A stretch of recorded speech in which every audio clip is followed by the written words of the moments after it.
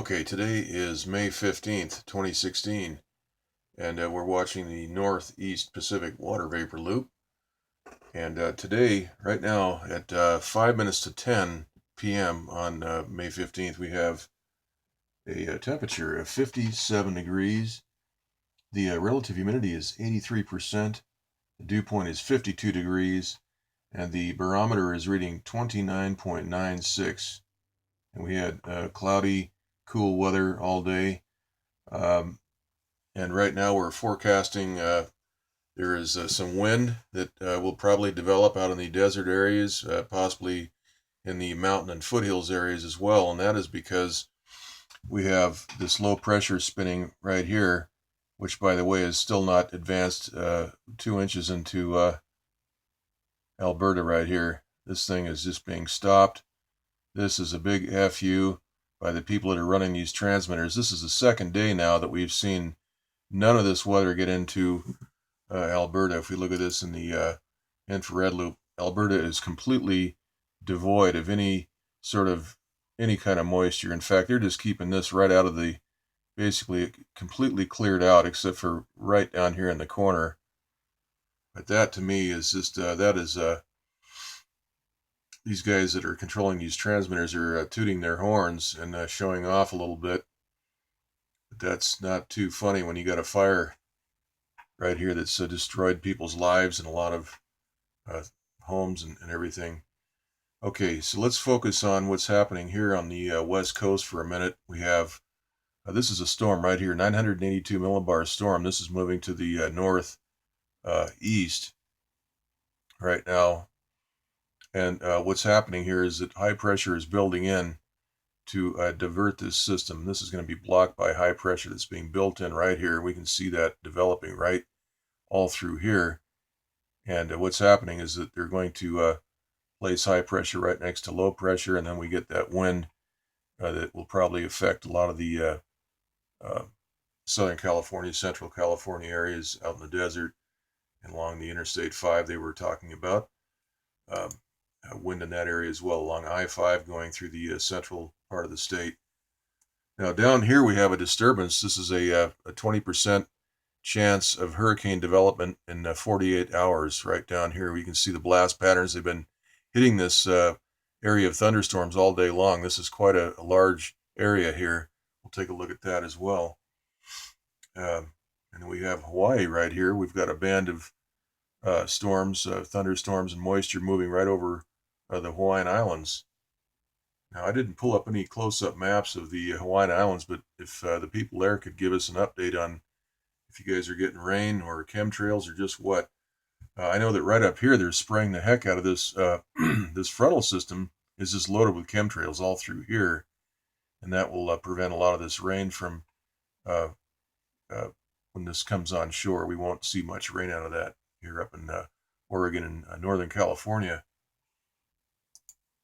All right, here's the infrared map, and we can see these thunderstorms down here are just being blown apart. We have a blast pattern all through this area, all the way around. And today they've been photoshopping a lot of that work, a lot of the blasts on the showing up on the visible light map. Here is the jet stream. Pardon me. You can see a partial flow through the California area right here. We have half a map tonight. Okay, next let's take a look at the East Pacific Water Vapor Loop. And we can see that this is quite a large area of thunderstorms. And look at the blast pattern down here. That is superheated water vapor shooting out from the bottom here all the way around, and also up here. If we look at this in the infrared mode, we can see the diminishment. This is all basically all red, and it completely breaks down and diminishes into a light red and mostly yellow and green.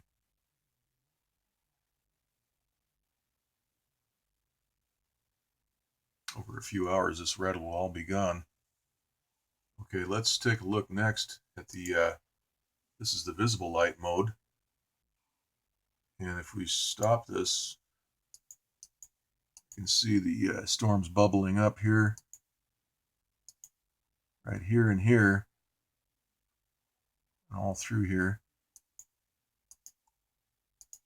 And then right the next frame, we transition from daylight to night. We can see that the fluorescent overlays are all through here. They Photoshop these hits so we can't see them.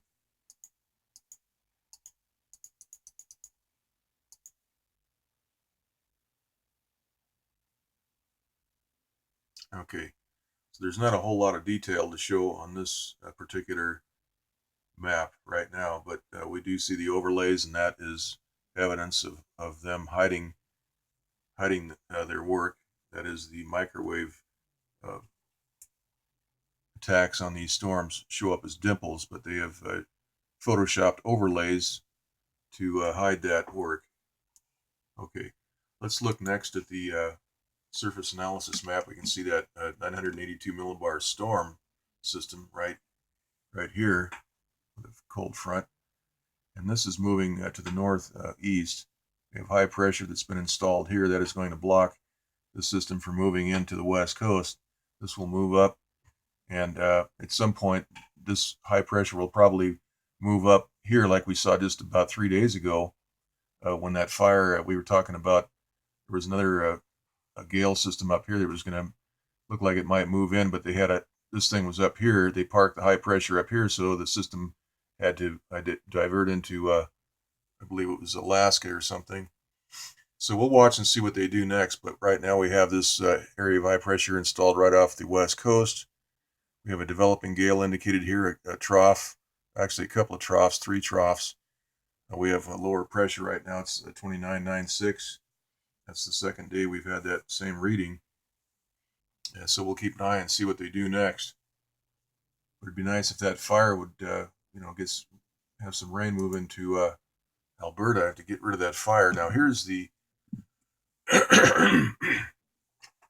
pardon me, that was the, this is the western U.S. water vapor loop. And we can really see the chemtrail activity all through this area right here.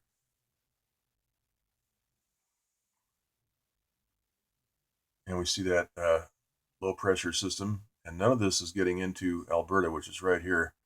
Right here. Second one over.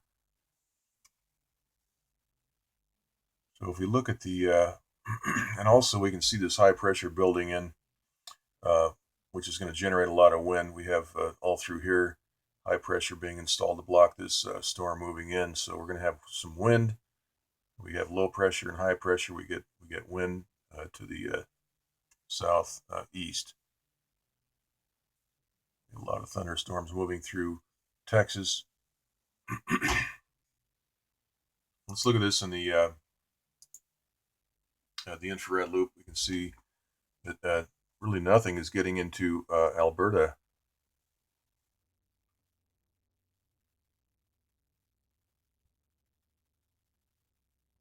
Okay.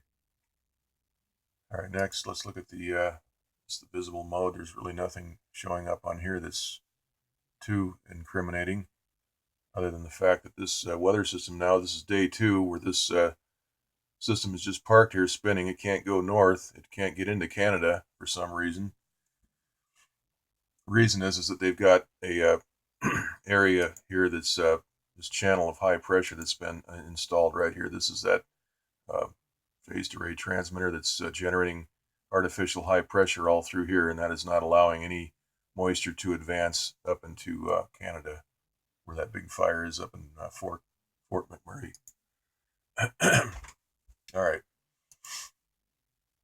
Okay, so here's the SSEC water vapor map, and we can see the chemtrail detail pretty good in this map. We can see all that aerosol activity all through here. And this will sweep in, and we'll probably see a lot of haze moving in here in the next day or so. Chemtrail haze. Okay, let's take a look at the sea level pressure map. We can see that high pressure is indicated all through the West Pacific here. That'll block this system. And then we have low pressure here. And we have a low indicated right up here in British Columbia, I believe that is right there. Okay, let's look at the 500 millibar map. We can see that upper level, a low pressure right here, and we have a couple of other lows out here. And we have high pressure indicated right over Alberta.